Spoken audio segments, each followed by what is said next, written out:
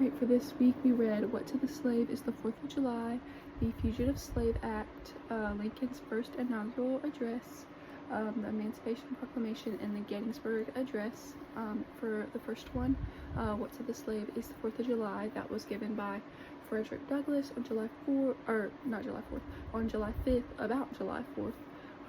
And it was calling out Americans because Americans were celebrating freedom and independence as a nation and people, while slavery and enslaved people were still suffering and were not getting to celebrate that independence. They had no such thing. They had never gotten that. And Frederick was very angry, and he felt like the nation as a whole was hypocrites, which rightfully so. He wanted to call them out, and thousands upon millions of American people, American citizens, were still enslaved, and he did not think that was okay. So he wanted to start off his, basically he started it off with saying that what the Founding Fathers did was good, how they got the independence from Britain, that was great, but he switched his tone and he was like, but this is what's not good about what's going on here, and how we're celebrating this fake idea of freedom. There's all these people that are enslaved, and that these people are suffering, and he really got into some deep, dark details about what this suffering looked like. He did not hold back about what people were going through, and that's something that I really appreciated in this article, is he was not shying away from that, and he was calling people to make a change. Some interesting and confusing concepts I had. I think it is powerful the way that he delivered the speech, and the timing in which he delivered the speech, because he did it after the 4th. It lets people see right after, because they were just celebrating all this freedom and independence and all this great stuff that they had done as Americans, but then the people right beside them and all around them, and people that they are treating so terribly and forcing to do these things, are in their midst and right beside, just right there, and they are not getting to celebrate that. They have no idea what that's like, and I think that's such a powerful tool that he used, and he did that really well. I think that some of the questions that he asked the audience are really powerful. The use of rhetoric, I think, in this is really, really powerful, because they have to check their own motives and opinions, and why they believe what they believe.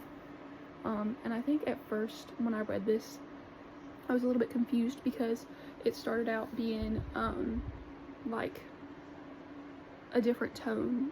Like, the tone really switched. So at first it was like, this is what was done well, this is what the Founding Fathers did, and this is what I appreciate, but then y'all kind of suck because you are celebrating this freedom that doesn't even really exist in America, and you don't even know what freedom is, kind of thing. And then my question for this one is, do you agree with the way that Frederick Douglass seems to view patriotism and freedom? And then for my second one, the Fugitive Slave Act, I have a very long summary for this one if you want to go back and read it. I found it very, very, very insane. I had never read the Fugitive Slave Act, but it was very disturbing to think that that even got passed as a nation. I had no idea. Like, I never read that in school or anything.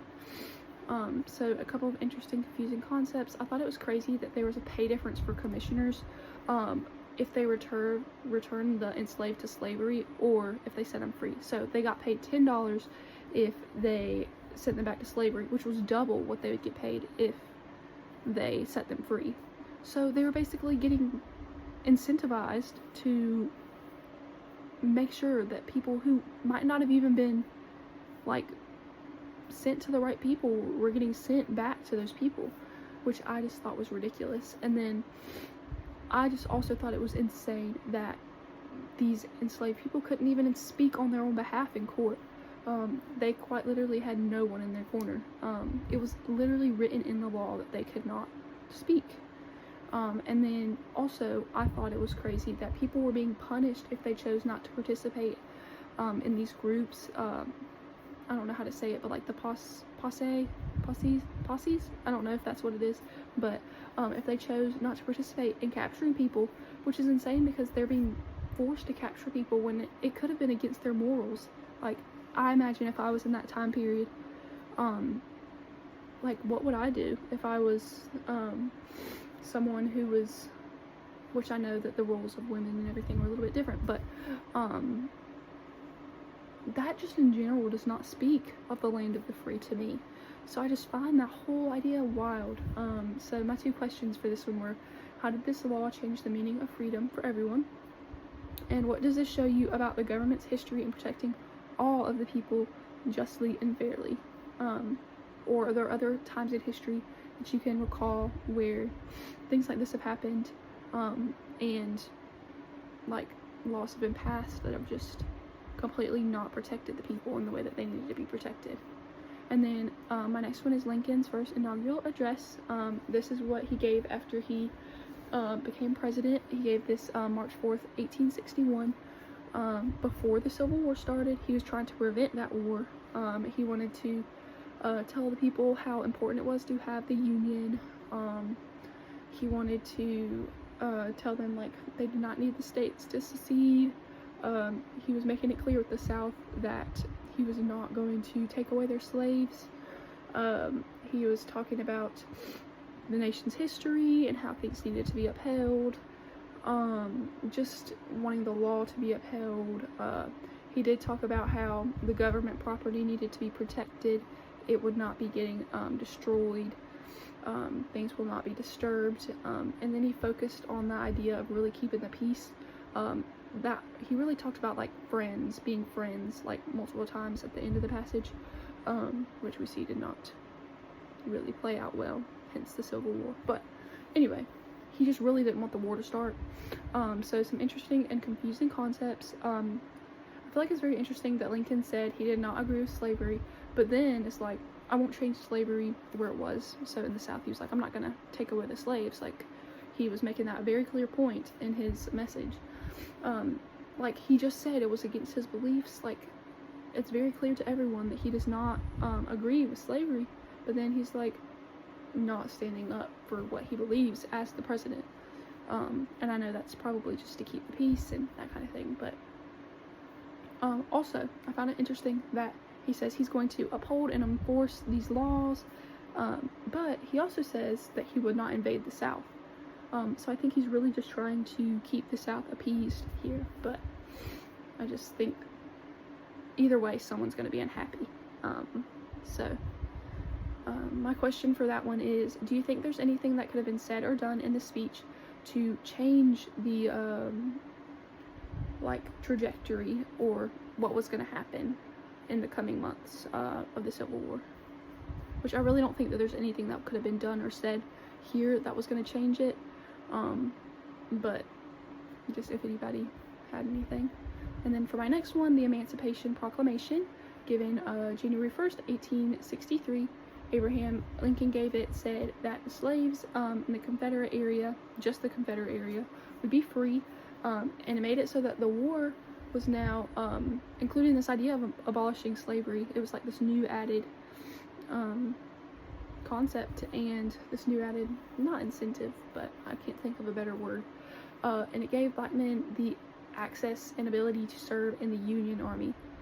Because it being issued, Abraham's goal was that the Confederacy would weaken, and we know that in the South, slavery was a huge part of how people made money and labor and war, and was a huge part of how they thought they were going to be successful.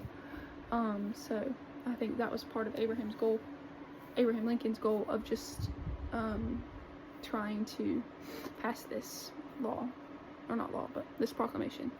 And then some interesting and confusing concepts. I found it crazy that the Emancipation Proclamation was seen as this document that helped end slavery, but it doesn't include everyone. It just included the Confederacy and Confederate states in the rebellion, and that didn't count for the slaves everywhere. And I found it crazy that it was not something Congress even passed. It was literally Abraham Lincoln saying, this is a time of emergency, and this was a necessary move for the war, like, so I'm gonna pass it, kind of thing. And it helps me recognize and question his intentions on passing the proclamation, and because if he really had recognized that slavery was morally wrong, like he said over and over again before, like as we know in history, I thought that maybe this would help like him with his decision making here, and I thought maybe this would be like the reason that he helped decide to make this proclamation. So my question for this one was, if we think Lincoln could have been concerned with slavery at any point before this proclamation, why did he not push Congress to pass a law or even make a change at any point before this time? Like, why didn't he pass some kind of proclamation abolishing slavery as the president, even if it was going to cause an uproar if he believed it so passionately? And then for the last one, Gettysburg Address, that was the 19th of November in 1863. And this speech was given by Abraham Lincoln after the Battle of Gettysburg, and was pretty much him honoring the fallen soldiers in the war, in the battle, and he was remembering the sacrifices made, saying they could never be forgotten. He was reminding people of the task they had to continue and how they could not be straying away from it. Some interesting concepts. I think it was incredible that Lincoln was able to get this idea across in such powerful language in like a speech that was like 3 minutes long or less. I think it just really showed how good of a speaker he was. I have not always like loved every single thing that Abraham Lincoln has said or done, but I think that this speech was really good and really powerful, and he just presented it really, really well.